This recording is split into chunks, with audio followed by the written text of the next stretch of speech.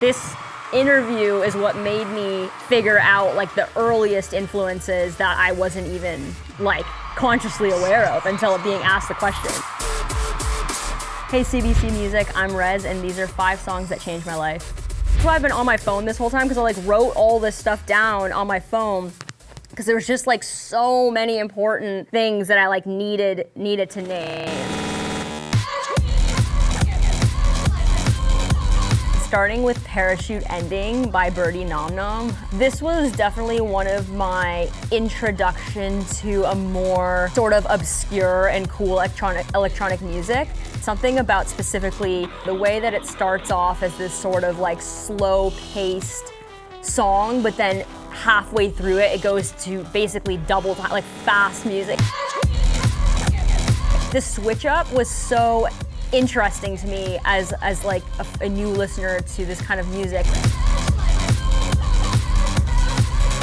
And later on, although I never usually refer to them as my main source of inspiration and influence, they've definitely subconsciously influenced me in a few of my songs. Justice worked on that track? Yeah. Are you serious? Yeah. Okay, that's absolutely insane. That's news to me.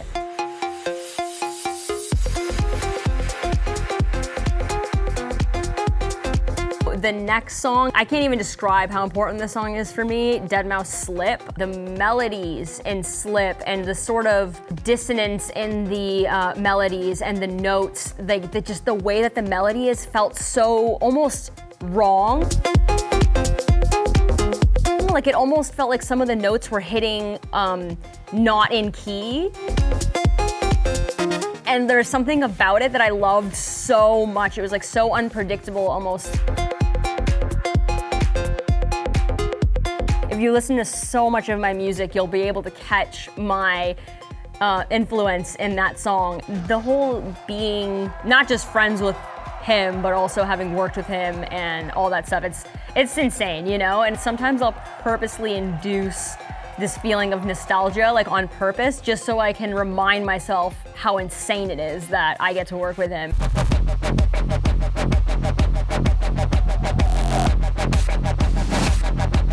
Although Slip had the more melodic component of the influence for me, Superliminal, it had such a hypnotic feel to me, just like the rhythm and like the bass sound and like the way it continues and like slowly evolves, like hi-hats start getting introduced, like the song evolves in such a hypnotic way where you can just like keep bobbing your head to it throughout the entire thing. That one, when I heard it live, was one of the moments where I was like, I want to make music.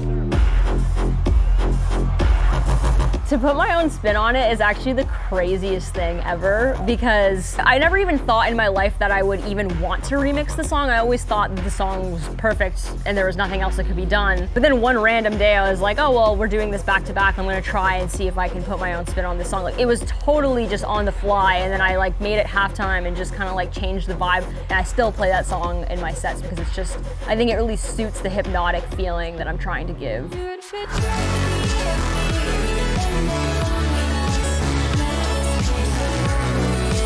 Porter Robinson is definitely one that I don't think I give enough credit to. When he dropped Worlds, I was like, okay, like this is cool, whatever. But when I saw it live in the live edits, it was completely mind-blowing. The way he edited the songs and made versions of them to sound just so dark in some moments and so jarring. Like the kind of contrast between the beautiful, like you're sitting there, this is so pretty, and then all of a sudden the like crazy mid sound, like mid-tempo drop and drums and everything like that. It was like 90 BPM, just like kick or like crazy bass sounds.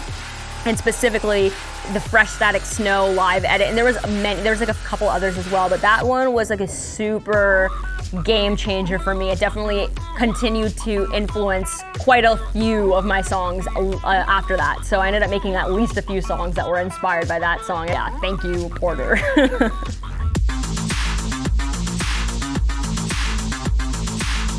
Easily one of the coolest electronic songs I think ever made, in my opinion. And actually, it's interesting because when I first started making electronic music, the reason I found out about him was because I was getting comments on my SoundCloud of people being like, you sound like Gesaffelstein, like this sounds like Gesaffelstein. And I was like, who is this? And like I searched him up and I was like, oh wow, like this is like very, very cool. I'm like flattered that you're even comparing me to this guy. I listened to Pursuit and I was like, yeah, this is very cool. Now he's like in my top 3 biggest influences of all time.